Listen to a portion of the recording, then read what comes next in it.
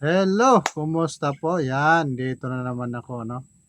Ngayon, ang sample natin ay itong Dukha ni Freddy Aguilar. Yan, maganda rin kanta ito, no?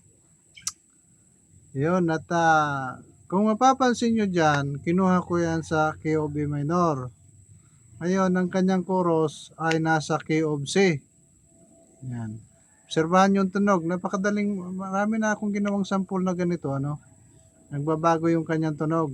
Yan. Key of E minor, lumipat ng key of C. Yan.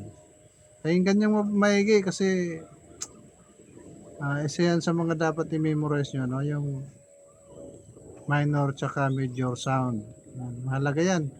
Kung kayo ay nag-memorize ng chords, yan. Makakatulong yan para mabilis nyo ma-memorize. Yun, sa unang parte natin sa key of B minor at yung pangalawang malachacha, itong key of E. Basic na basic lang ito, ano? Kasi mga ilang chords lang ang ginamit dito. Kung papansin niyo yung ginawa kong arrangement diyan, naku, kayang-kaya niyo 'yan.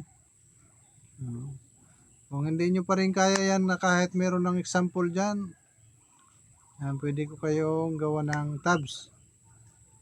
Para tingnan na lang, no?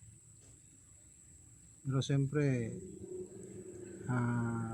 tulad nung sabi ko, medyo mabagal ako gumawa ng tabs. Kaya medyo matagal yan bago matapos. Yan. Pero kung interesado kayo, wala namang problema. Talagang tsagaan ko yan, no? Kasi andyan na eh. Okay, pakinggan natin ang